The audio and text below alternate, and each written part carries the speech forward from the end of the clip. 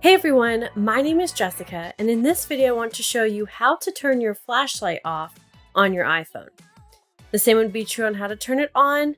When your phone is locked, you do have access to your flashlight here on the bottom left-hand corner of your screen, so oftentimes your flashlight could get turned on. So to turn it off, you could easily from your locked screen.